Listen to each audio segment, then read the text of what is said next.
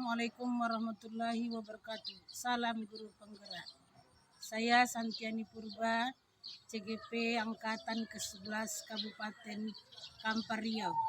Saya akan menyampaikan diseminasi budaya positif pada modul 1.4 yang akan saya laksanakan hari Kamis yang akan datang tanggal 22 Agustus 2024. Inilah sekolah saya.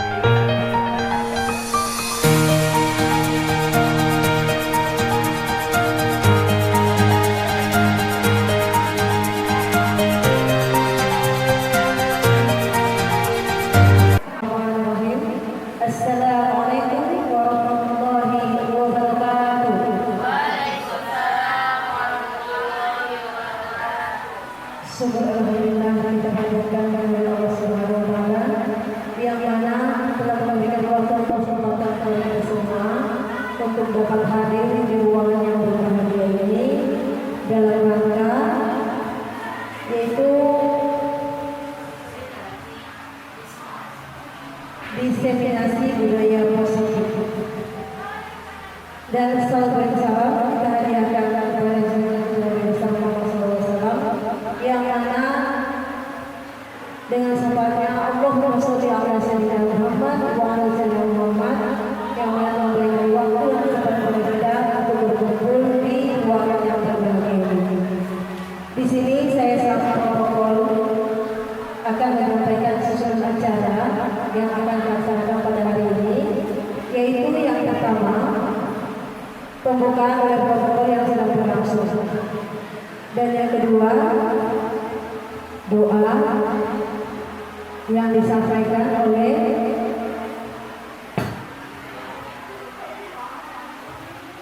Ibu Hilda Haryani. Yang ketiga menyanyikan lagu Indonesia Raya.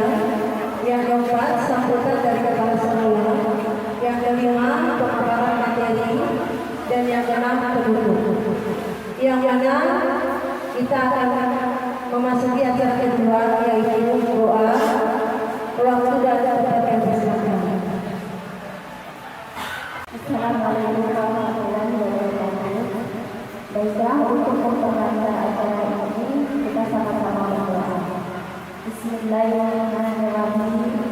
Allahumma nas'aluka salamatan fid dunya wa afiyatan fid jasad wa zinatan fil ilmi wa barakatan fil rizqi wa taubatan qabla al-maut wa rahmatan indal maut wa maghfiratan ba'dal maut. Allahumma hawwin 'alaina bi sakaratil maut wa najatan minan nar wa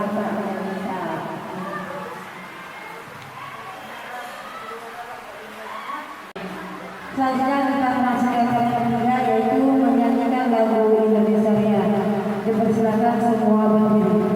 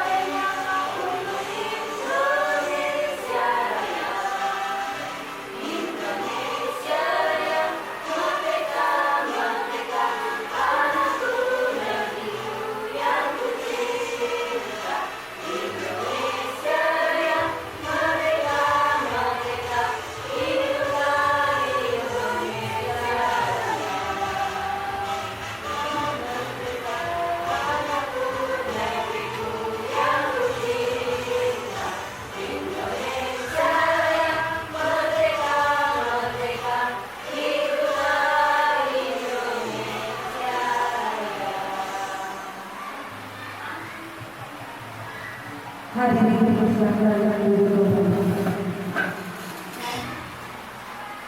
Acara yang keempat yaitu sambutan dari kepala sekolah yang diwakili oleh Ibu Deputi Putria MTB.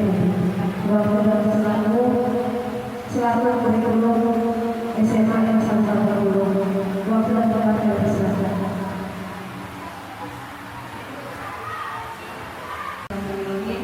Assalamualaikum warahmatullahi wabarakatuh.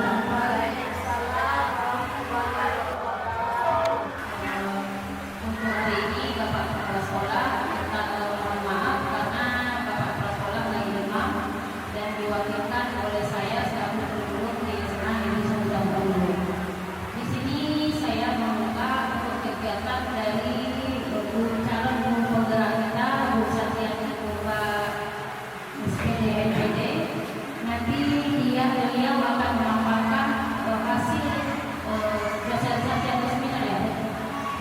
kegiatan proses dari guru penggerak itu sendiri, yang mana yang akan disampaikan beliau adalah tentang diseminasi budaya positif di SMA Negeri 1 Kampung. Untuk Bapak Ibu guru yang hadir di seminar ini mohon diikuti, dan untuk selanjutnya untuk kegiatan ini nanti akan disampaikan langsung oleh Ibu Santi. Saya hanya berharap bisa sukses nanti kegiatan ini, dan nanti ada kawan-kawan yang bisa mengikuti dari kegiatan Ibu Santi ini. Hanya seperti itu yang bisa saya sampaikan. Atas salah kata saya ucapkan mohon maaf. Wassalamualaikum warahmatullahi wabarakatuh.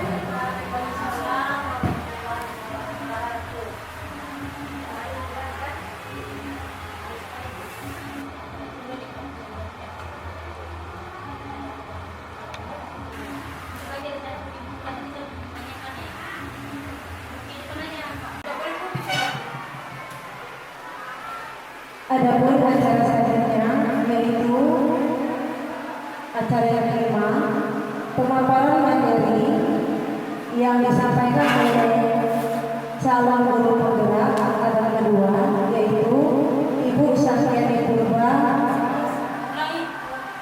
Dan di acara kelima yaitu pemaparan materi yang disampaikan oleh calon guru penggerak angkatan ke-11, yaitu Ibu Santiani Purba, SPD MPD, yang mana judulnya adalah Diseminasi Budaya Positif di SMA Negeri 1 Kampung.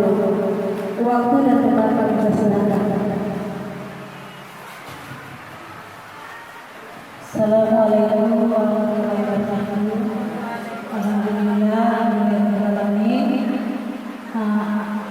Pada hari ini kita dapat berkumpul di tempat ini.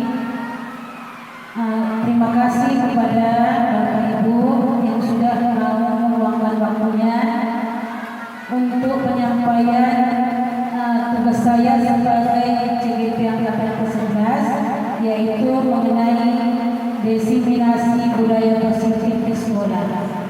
Salawat dan salam terlimpah kita hadiahkan kepada junjungan alam, yaitu Nabi besar Muhammad SAW. Semoga kita dapat syafaatnya di yaumil akhir. Amin amin ya rabbal alamin.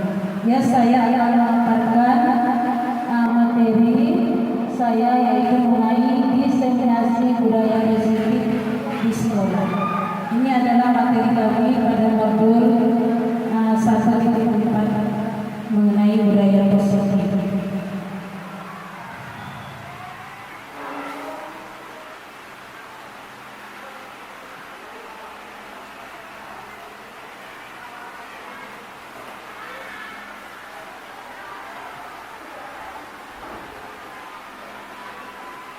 Ya, sebelum kita melanjutkan, sebelum saya melanjutkan materi yang akan saya sampaikan, coba kepada Bapak Ibu untuk berdiri dulu sejenak. Kita saling senyum 30 detik. Apa yang Bapak Ibu rasakan nantinya? Ya, saling senyum 30 detik. Ya Bapak Ibu, apa yang dirasakan kira-kira Bapak Ibu setelah saya senyum 30 detik itu? Ya, kepada Musri, apa rasanya Musri? Jadi lebih semangat, Bu. Ya, kepada Bu Nafi, ya Pak Tagar. Ya, jadi kita merasa bahagia dan kita melupakan persoalan-persoalan yang sedang dihadapi untuk sementara waktu, tapi mudah-mudahan untuk seterusnya. Ya, sebelum kita mulai, kita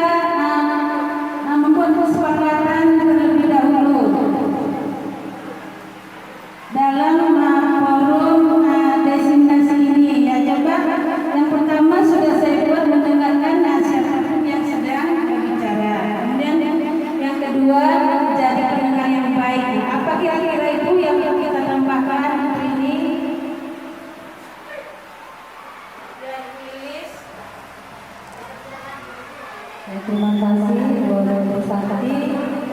Kesepakatan yang akan ditambahkan, saya pikir di sini saling menghargai pendapat orang lain. Ya, saling menghargai. Kemudian apa lagi Bu Hilda yang mau ditambahkan selama acara kita berlangsung? Boleh, ya, silakan dulu. Bapak Ibu. Iya, yang kita tambahkan, saya rasa itu saja, kita saling menghargai pimpinnya ya. Kalau ada teman kita yang sedang berbicara, kita mendengarkan. Kemudian nanti kita diberikan kesempatan juga untuk saling memberikan pendapat masing-masing.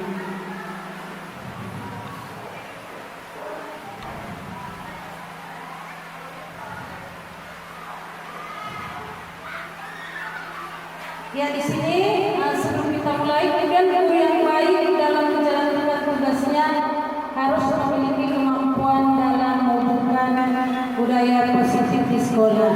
Budaya positif tersebut dapat dijalankan dengan menerapkan konsep-konsep dalam modul 1.4 yaitu budaya positif. Materi yang akan saya sampaikan dalam modul ini yang pertama adalah disiplin positif, kemudian motivasi perilaku manusia, keyakinan sekolah atau kelas, kebutuhan dasar manusia, posisi kontrol atau restitusi, kemudian segitiga restitusi. Nah, ini ada 6 yang akan saya sampaikan kepada Bapak Ibu guru. Kita mulai, yang pertama adalah disiplin positif. Nah, sebelum saya memaparkan disiplin positif, apakah Bapak Ibu ada yang mengetahui apa itu disiplin positif?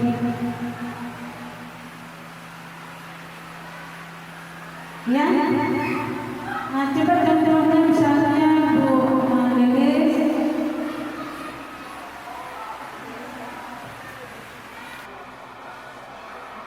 Ya, terima kasih. Di sini disiplin positif adalah suatu cara penerapan disiplin yang mengajarkan anak bertanggung jawab dan menumbuhkan kesadaran diri berdasarkan nilai-nilai kewajiban.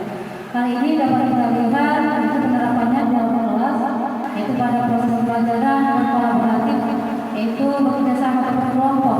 Jadi di situ dinilai adalah tanggung jawab siswa. Apakah mereka bertanggung jawab atas tugas mereka? Nah, itu merupakan disiplin positif. Mungkin hanya itu yang saya sampaikan. Terima kasih. Ya, terima kasih kepada Bu Lilis. Jadi disiplin positif ini intinya adalah hal-hal baik yang dimiliki oleh seorang anak atau seorang siswa atau seorang murid. Jadi di setiap kita itu sebenarnya memiliki hal-hal yang baik atau positif. Hanya saja kita terkadang belum mampu mengeluarkannya sepenuhnya. Jadi kita selama ini sudah menjas bahwa hal itu bermasalah. Padahal hal baik banyak yang mereka miliki. Contohnya saja pada saat mereka selesai dari SMA ini, terkadang yang hormat kepada kita itu adalah anak-anak yang sering bermasalah. Kemudian materi saya yang kedua yaitu mengenai motivasi perilaku manusia. Jadi setiap kita manusia ini memiliki motivasi. Satu, ya ada 3 ya, motivasi perilaku manusia. Yang pertama, untuk menghindari ketidaknyamanan atau hukuman. Jadi kita memiliki seperti itu. Kedua adalah untuk mendapat imbalan atau penghargaan dari orang lain. Contohnya misalnya pujian. Kemudian yang ketiga adalah untuk menjadi orang yang mereka inginkan dan menghargai diri sendiri dengan nilai-nilai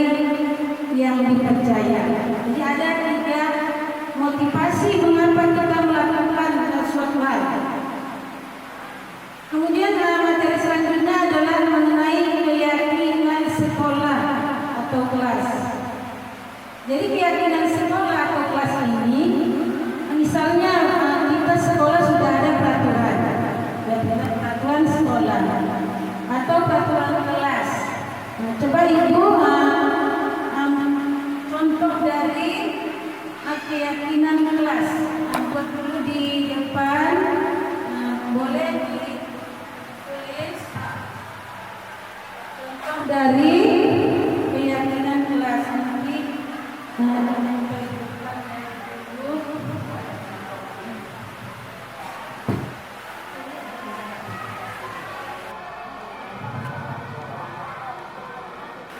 Apa itu keyakinan kelas?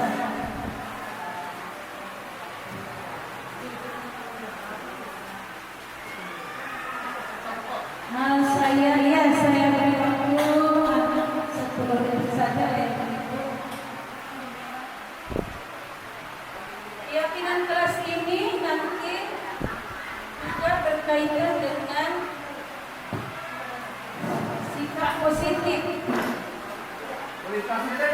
Halo, langsung tempel Pak. Ya, nanti setelah itu tempel lanjut dengan sikap positif.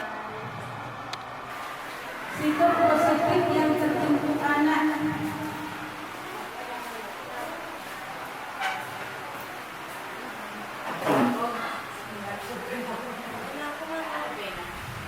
Nanti kita baca satu persatu.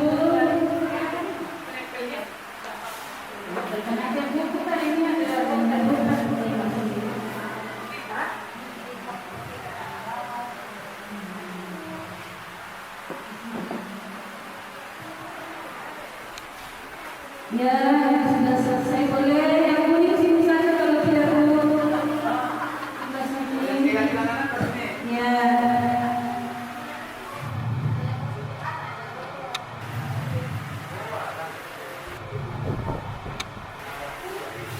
Ya, terima kasih.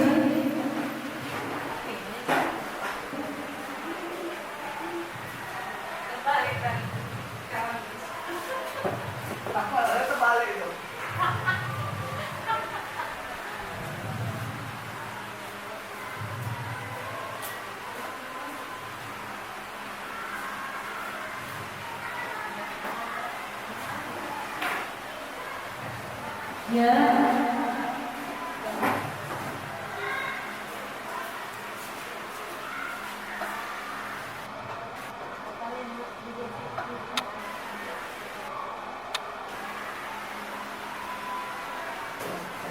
Yang kuning kita boleh pasang itu.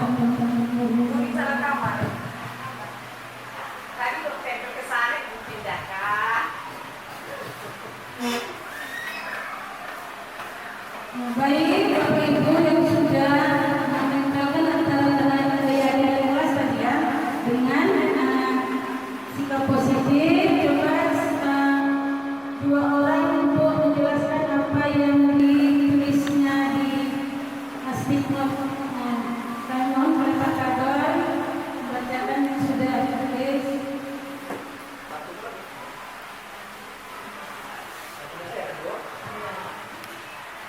Pertama tadi saya untuk keyakinan kelas ya.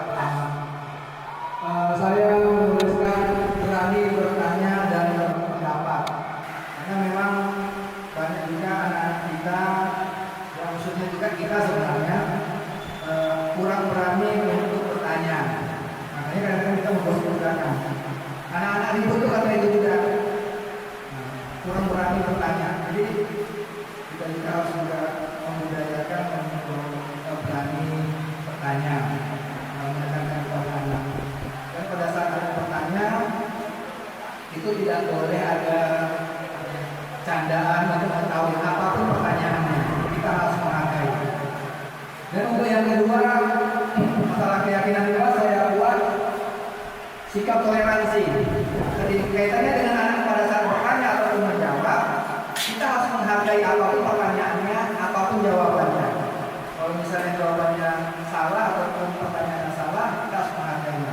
Itu juga menunjukkan bentuk sikap kita sebagai siswa. Terima kasih. kasih kepada Pak Kabar. Ya benar, ternyata Bapak Ibu juga sudah mengeksplorasi atau mengeluarkan pendapatnya yang di materi tidak ada, ternyata ada. Jadi ini yang pertama adalah yang dibilang Pak Kabar tadi adalah mengemukakan pendapat. Ya benar, karena anak itu ada yang malu. Jadi tugas kita lah sebagai guru untuk menekankan kepada anak agar jangan malu dalam mengemukakan pendapat atau bertanya. Ya satu lagi saya mohon kepada Unapi untuk menjelaskan dengan kelas dan budaya positif.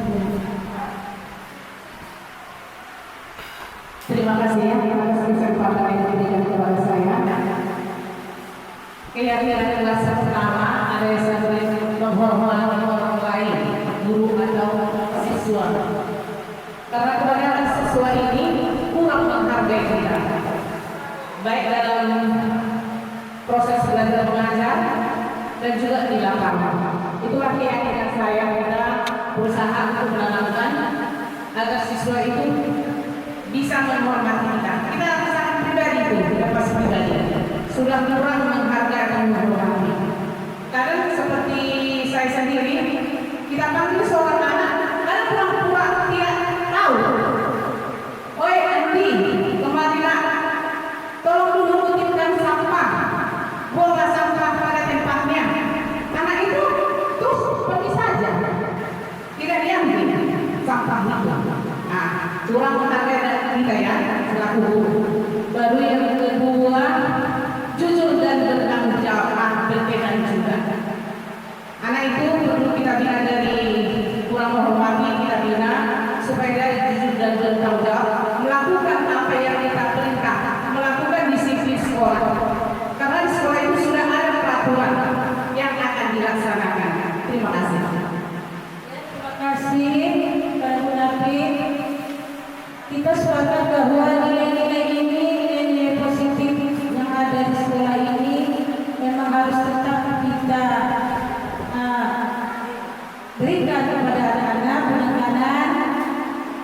Nah, demikian juga nanti mereka akan selesai dari SMA kita menghadapi masyarakat, tentu mereka akan membawa nilai-nilai positif dari sekolah. Ya, terima kasih. Kemudian saya lanjutkan untuk materi berikutnya.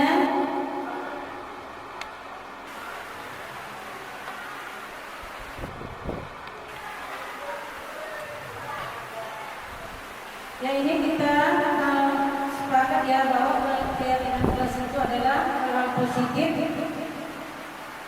yang ada di sekolah kita. Jadi ini bisa kita kemukakan nanti di kelas masing-masing, terutama sebagai wali kelas ya Bapak Ibu, bahwa kalau misalnya dia membuang sampah pada tempatnya, hal positif apa yang ditanamkan anak tersebut? Misalnya jaga kebersihan, kemudian bertanggung jawab. Di situ ya Bapak Ibu.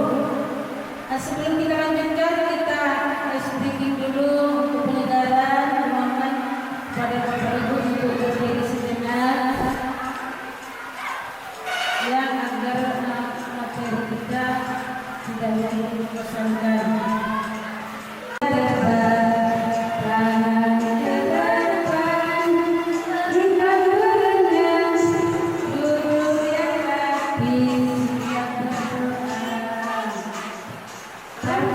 Terima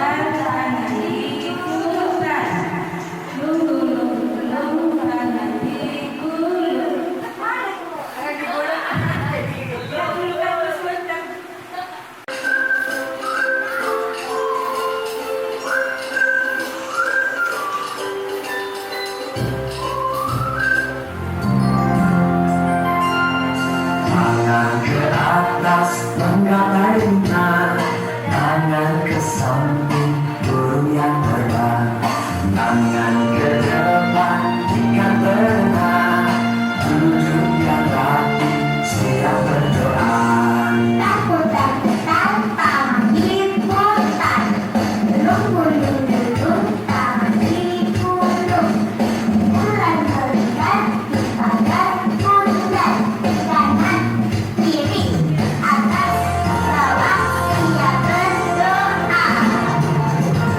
Satu jari kanan, satu jari kiri, bukan menjadi dua, dua jembatan panjang, dua jari kanan, dua jari kiri, bukan menjadi empat, dua kamera dekat, tiga jari kanan, tiga jari kiri, bukan menjadi enam, dua menara dikit, empat jari kanan, empat jari kiri, bukan menjadi delapan, dua ketiga receh, lima jari kanan, lima jari kiri, bukan menjadi sepuluh, siap berdoa.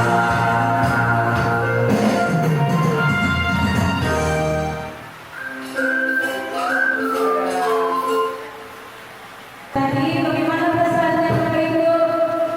Nah, begitu juga berarti anak kita kalau dalam belajar kita selingi dengan ice breaking. Ya. Kemudian kita lanjut ke materi selanjutnya yaitu kebutuhan dasar manusia.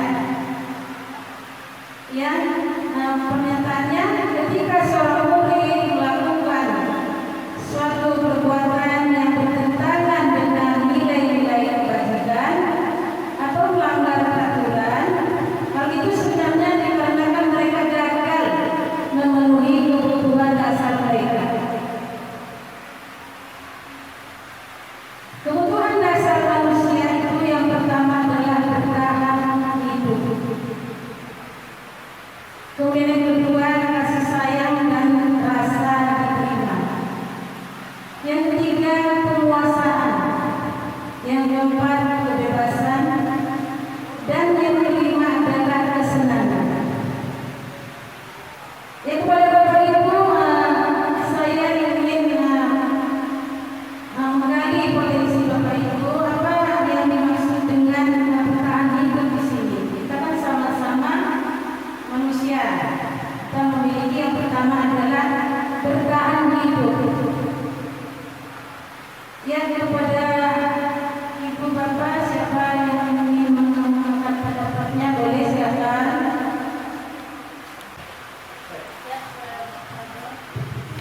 Terima kasih Bu atas kesempatan yang diberikan mengenai masalah kebutuhan dasar manusia, salah satunya adalah bertahan hidup.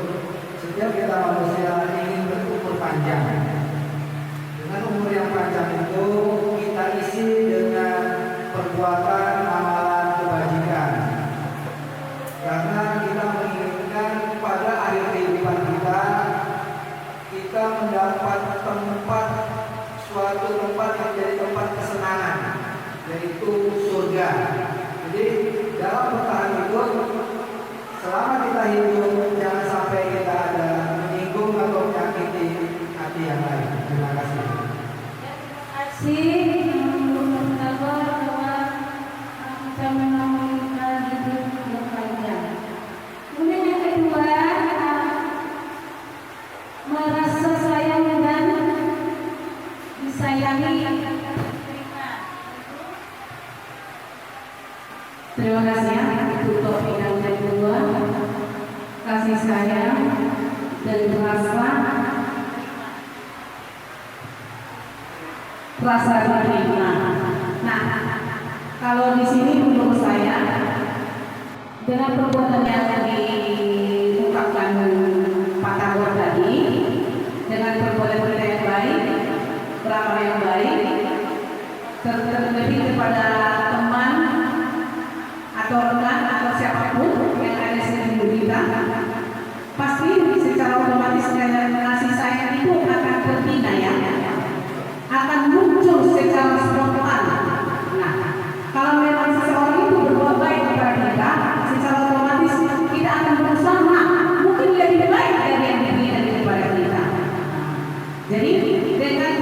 sosial itu adalah rasa kita diterima dimanapun kita berada. Jadi kita intinya kita berdoa kepada orang lain, kita menghargai orang lain supaya orang lain bisa menerima kita dimanapun kita berada. Terima kasih. Sudah memberikan pendapatnya. Kemudian yang ketiga, kebutuhan dasar manusia itu adalah penguasaan. Nah, kepada itu apa yang dimaksud? Ini bahasa berkuasa sebenarnya ya, di sini ya. Penguasaan ini yang menurut saya di dalam keluarga di sini ya Bu. Di sekolah boleh, di keluarga boleh. Kalau di keluarga ya seperti menguasai dalam rumah gitu kan, memberi kepada anak, mengajarkan, menguasai dan seperti itu. Ya, terima kasih. Ibu Sri. Kemudian yang keempat kebebasan. Nah, kita manusia itu adalah salah satu kebutuhan. Ingin bebas. Maksudnya berbina.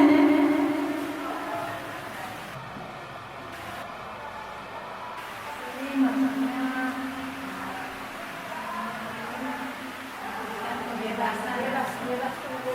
Ya, tidak ditekan kepada sesuatu dengan suatu kebebasan.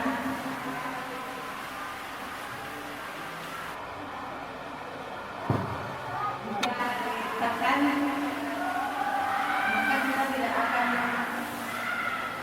mendapatkan kebahagiaan, kemenangan. Maka perlu kebebasan. Ya, terima kasih. Itu intinya kita sebagai manusia perlu kebebasan. Tidak ada intimidasi, terutama dalam menyampaikan pendapat. Itu salah satu contohnya. Kemudian yang berikutnya terakhir tadi adalah kesenangan.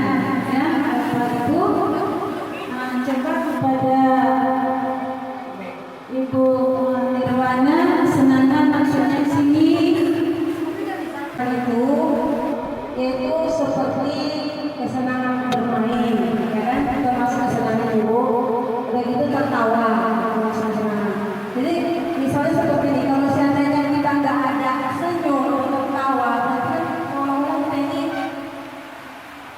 serius aja bawaannya gitu. Jadi waktu itu orangnya kan, makanya harus ada kesenangan yang bawa seperti apa saya katakan tadi, bisa kita tertawa, mau bermain.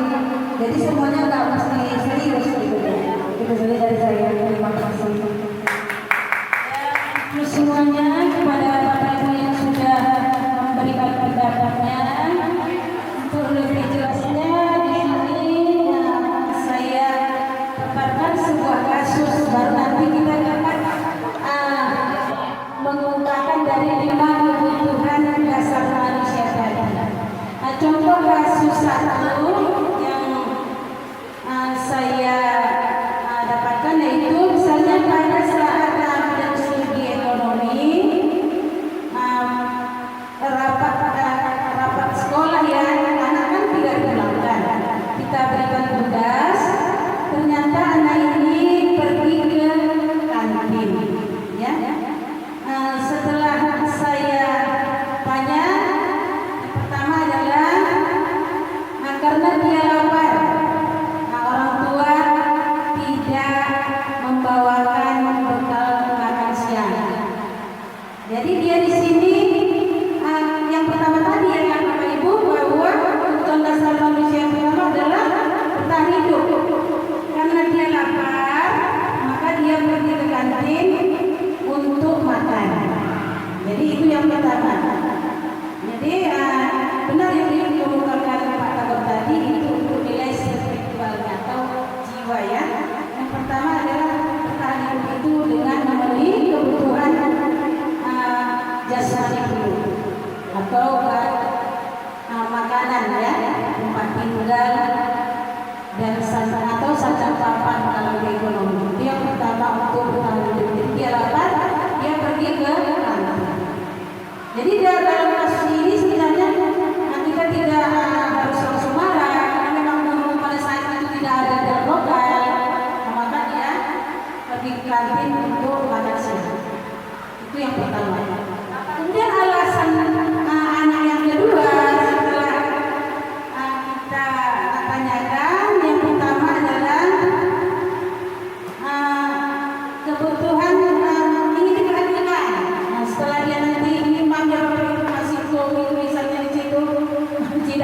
Ibu Faiz. Dia pergi ke kantin itu ingin nanti oh saya akan dipanggil oleh guru. Ada juga anak kita seperti itu. Pasti Bapak Ibu pernah mengalaminya ya. Mungkin dia cabut ingin dipanggil, tapi ingin diperhatikan. Dia cabar ingin kasih sayang, ingin diperhatikan. Alasan yang ketiga adalah sesuai dengan kebutuhan bahasa tadi adalah dia ingin kekuasaan, misalnya merasa tidak takut ya, sudah tahu apa risikonya tapi masih tetap berbuat. Karena ada seperti itu, misalnya sudah kita bilang jangan memakai sepatu warna putih, tapi walaupun kadang-kadang sudah diambil sepatunya, besok-besoknya dia tetap memakai itu. Jadi dia merasa ada kekuasaan. Karena kita lihat di sekolah kita juga ada seperti itu ya Bapak Ibu. Kadang-kadang dia tidak memakai baju atau pakaian sesuai dengan yang sudah ditetapkan oleh sekolah. Jadi di situ sudah berkaitan, ada yang ingin diperhatikan, ada yang ingin merasa berkuasa. Kemudian alasan yang kelima setelah dipanggil adalah berusaha memenuhi kebutuhannya dalam melaksanakan. Yang merasa bebas, apalagi tidak ada guru, bisa bermain dengan kawannya. Ya, jadi hal-hal inilah sebenarnya yang perlu kita selidiki kepada anak-anak seandainya dia berbuat salah. Nah ini ya, Bapak Ibu bisa melakukannya nanti, misalnya dia cabutnya itu kenapa? Berdasarkan 5 kebutuhan dasar tadi. Jadi jangan langsung kita memberi hukuman. Misalnya tahun yang lalu ada anak selalu terlambat ke sekolah, ternyata setelah diselidiki dia tidak pernah makan dari rumah. Ya, dan tidak membawa bekal, dia tidak membawa uang jajan, sehingga di sekolah dia ngantri. Kemudian materi berikutnya ya Bapak Ibu adalah posisi kontrol restitusi. Jadi ini posisi kita sebagai seorang guru. Yang pertama adalah guru sebagai penghubung. Yang kedua, guru sebagai pembuat merasa bersalah. Yang ketiga, guru sebagai teman. Yang keempat, guru sebagai pemantau, guru sebagai manajer. Jadi ini ada 5 posisi kontrol restitusi kita dalam menghadapi seorang anak yang bermasalah. Ya, kepada Bapak Ibu ingin saya menerima masukan apa yang dimaksud dengan guru sebagai Terima kasih kesempatannya. Di sini sebagai guru sebagai pembentuk, kalau menurut saya, pada saat kita mendapati anak melakukan kesalahan, pertama harus kita tegur secara lisan. Jadi apalagi sekarang guru tidak boleh menghukum secara fisik kepada anak. Jadi pertama kita nasihati supaya dia tidak mengulangi apa yang telah dilakukan atau kesalahan yang dilakukan. Terima kasih. Terima kasih. Dan yang kedua, Bapak Ibu kabarnya.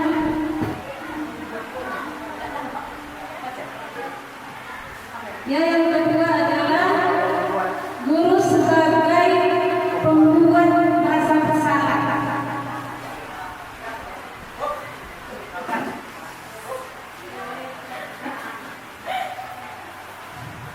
Guru sebagai pembuat merasa bersalah. Ini kira-kira gimana sebenarnya? Guru berbuat merasa bersalah terhadap anak. Mungkin kalau menurut saya, apa sih guru merasa bersalah atau menghukum anak? Anak yang bersalah. Anak yang bermasalah, anak yang kita beri hukuman. Seperti yang bilang tadi, terlebih dahulu ya. Kalau anak bermasalah, kita dekati, kita nasihati, baru kita dekati. Setelah itu, kalau tidak ada perubahan 1 kali 2 kali ya, baru kita beri hukuman atau sanksi. Itu menurut saya dari anak yang bermasalah.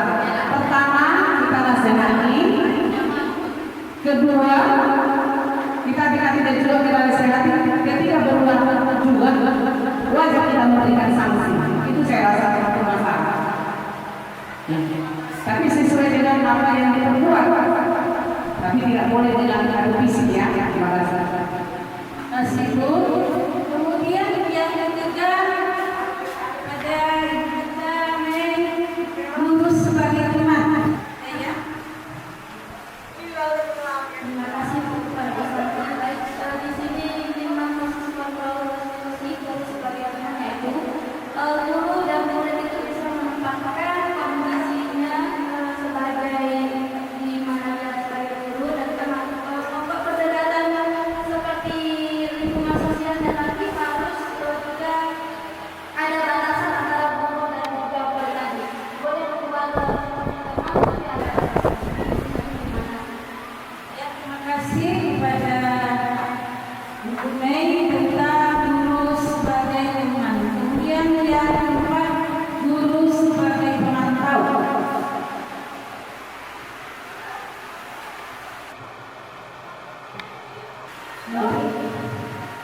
Saya guru sebagai pemantau di sini, bukan hanya pemantau, sebelumnya guru sudah memberi arahan atau materi.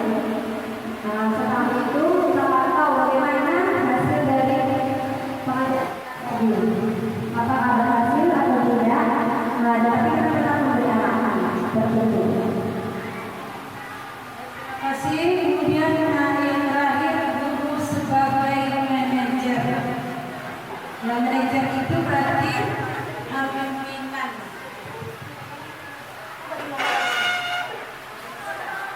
Menurut saya di sini kalau posisi guru sebagai manajer, misalnya begini Bu, kita berbuat sesuatu dengan siswa. Jadi apapun yang kita buat itu, ya kita harus memantau juga gitu, sebagai manajer itu. Misal seperti itu, ada kegiatan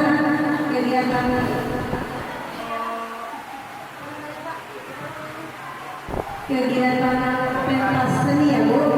Kita kan di sini gurunya kan sebagai manajer ya Bu. Jadi apapun yang kita laksanakan, kegiatan apapun yang dilaksanakan untuk siswa itu, ya kita tetap mengontrolnya supaya kegiatan yang dilaksanakan itu berjalan dengan baik. Jadi apapun kegiatan itu harus kita perhatikan juga menurut saya sebagai manajer. Perhatikan ya Bu. Terima kasih. Ya, terima kasih kepada Bapak Ibu yang sudah memberikan pendapatnya. Kemudian di sini saya jelaskan bahwa posisi kontrol restitusi kita sebagai guru diharapkan untuk pembelajaran kurikulum merdeka sekarang adalah sebagai manajer. Ya. Sebagai manajer, guru dapat berbuat sesuatu bersama murid, mempersilahkan murid bertanggung jawab dan mendukung murid agar dapat menemukan solusi. Selain itu, posisi manajer mengacu pada restitusi yang dapat menjadikan murid sebagai manajer bagi dirinya sendiri sehingga dapat tercipta identitas positif pada diri murid. Jadi yang diharapkan sekarang itu kita itu guru adalah sebagai manajer. Kalau memang masalah itu tidak bisa lagi, ini mau tidak mau hukuman juga harus ada. Tapi di awal-awalnya itu harus kita sebagai manajer. Bisa kita lihat dari segi 3 restitusi ya Bapak Ibu, ini tahapnya.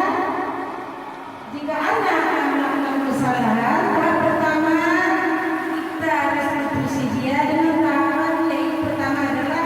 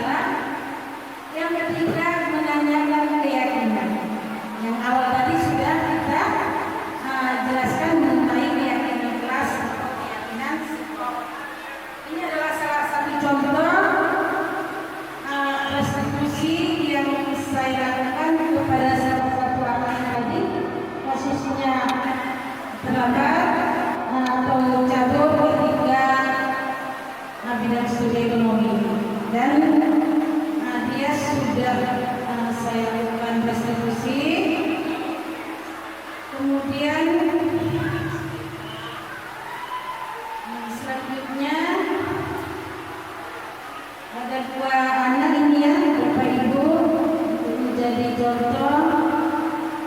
Nah ini, Bapak Ibu, ketika Ibu nanti menemukan anak yang bermasalah, mudah-mudahan bisa dikatakan saya berbagi, menstabilkan identitas dilakukan berdasarkan prinsip bahwa membuat kesalahan adalah bagian dari proses pembelajaran yang nantinya akan menggeser identitas gagal ke arah identitas sukses.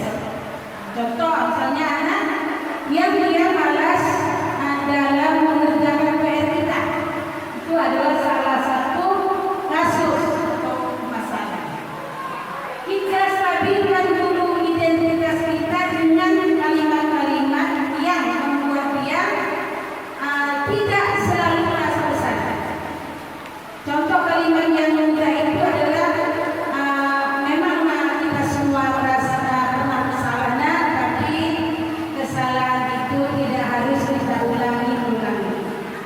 Atau ibu juga pernah melakukan kesalahan sama seperti kamu, kita akan perbaiki. Itu adalah menstabilkan identitas sehingga anak tetap dia merasa bukan orang yang gagal. Kemudian yang berikutnya, ini ya, kita tidak mencari siapa benar dan siapa salah, tetapi kita harus menemukan solusi dari permasalahan tersebut. Kalau kita saling menyalahkan, apalagi kalimat-kalimat kita menyebutkan anak yang tadinya dia ingin berubah, itu akan cenderung untuk mengulangi kesalahan yang sama. Sama juga seperti kita guru ya, kalau kita selalu yang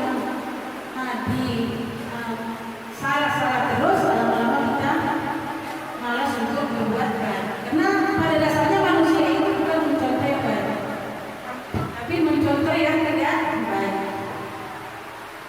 Kemudian validasi tindakan yang salah. Tindakan yang salah tadi kan sudah kita katakan, kamu memang kita sebagai manusia pernah berbuat salah. Tadi yang pertama ya. Kemudian apakah kesalahan itu akan tetap kita lakukan berulang-ulang atau tidak? Jadi ini kita sampaikan. Kemudian yang ketiga adalah menanyakan keyakinan. Jadi kalau kamu tidak mengerjakan PR, keyakinan keras apa yang tidak kamu lakukan? Seperti yang kita tuliskan tadi ya Bapak Ibu. Berarti salah satunya dia tidak bertanggung jawab atau tidak melaksanakan, tidak patuh dan taat terhadap apa yang disampaikan oleh guru. Menurut kamu bagaimana? Itu yang akan kita katakan kepada anak, sehingga anak ini bisa menyadari sendiri seperti yang restitusi yang saya lakukan kemarin. Menurut kamu apa kesalahan kamu? Dia mengatakan sendiri, benar Bu, saya salah. Saya berarti tidak akan mengulangi kembali. Jadi anak sendiri yang mengemukakan kesimpulan dari kesalahannya tersebut. Tidak harus kita guru.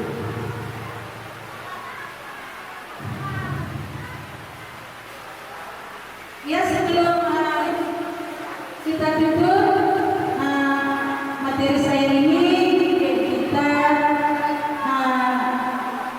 relax sejenak. Coba Bapak Ibu berdiri sebentar. Kita nyanyi bersama. Ayo kawan, kita jumpa lagi. Senyum kanan, senyum kiri, berikan mata ini. Sekali lagi kita